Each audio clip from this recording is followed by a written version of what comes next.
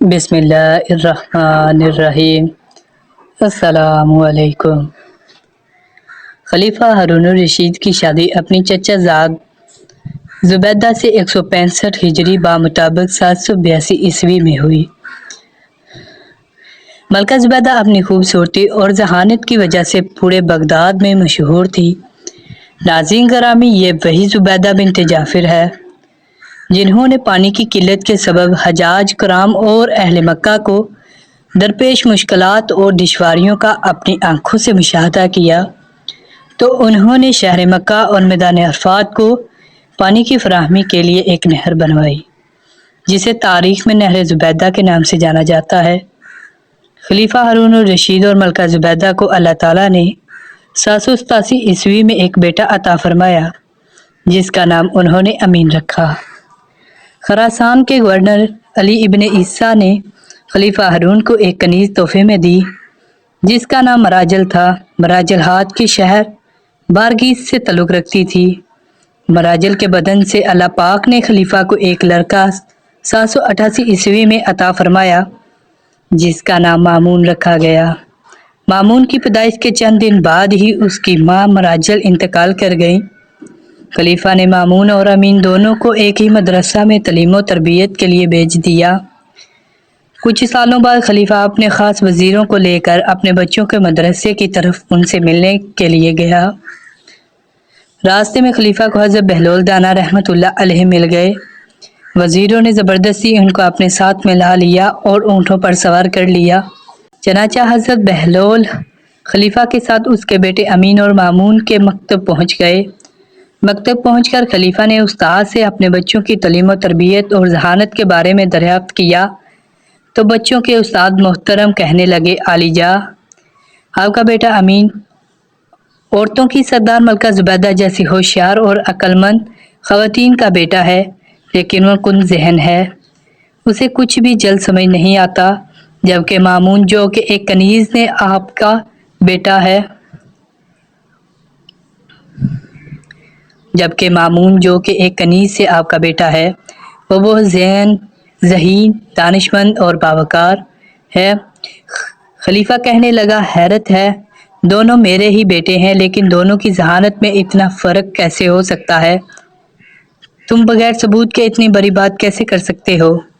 خلیفہ نے غصے کا اظہار کیا تو بچوں کے استاد کہنے لگے، جناب عالی، دونوں بچے تفریح کے لیے باہر گئے ہوئے ہیں، میں دونوں کے لیے بیٹھنے کی جگہ پر ایک کاغذ چھپا کر رکھ دیتا ہوں، جب دونوں آئیں گے تو آپ خود ملاحظہ فرما لیجئے گا۔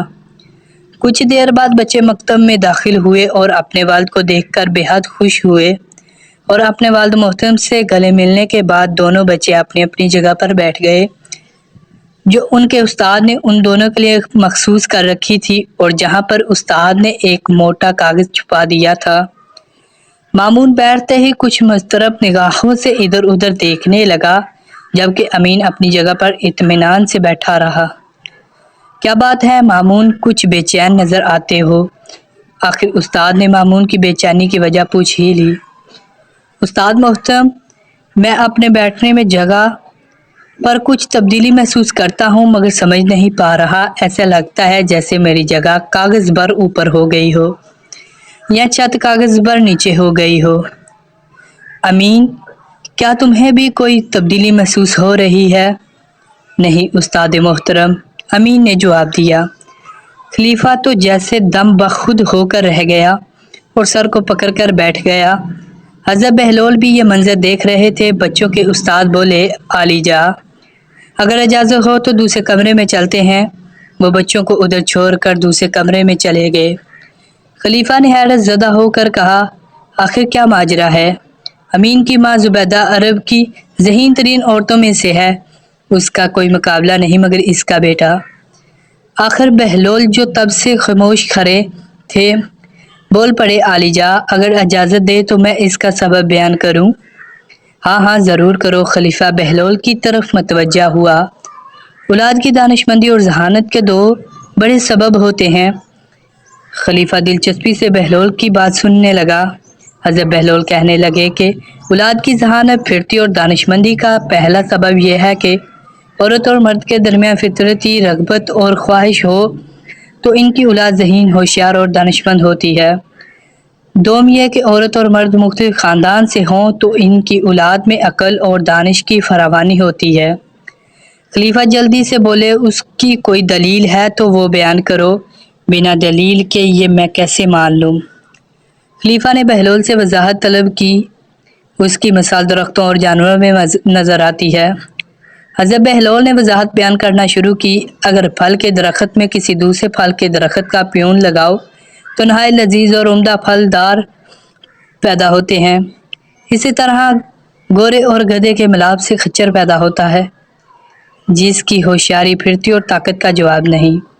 اب علی جاں، ہم سمجھ سکتے ہیں کہ امین میں جو ذہانت کی کمی محسوس ہوتی ہے اس کی وجہ اس کی والدہ اور آپ کی رشتہ داری ہے، جبکہ مامون کی والدہ دوسرے قبیلے سے تعلق رکھتی تھی۔ خون کے لحاظ میں اس میں اور آپ میں جو فرق ہے وہی مامون کی ذہانت اور دانشمندی کا سبب ہے۔ خلیفہ نے جب یہ ساری تفصیل ایک ایسے شخص سے سنی جسے سارے شہر کے لوگ دیوانہ کہتے ہیں تو حیران رہ گیا۔ بچوں کے استاد بھی حضرت بہلول کی دانائی کی تعریفیں کرنے لگے۔ تو ملتے ہیں دوست ایسی مزید ویڈیو کے ساتھ، اس وقت تک کے لیے اللہ حافظ۔ اللہ حافظ۔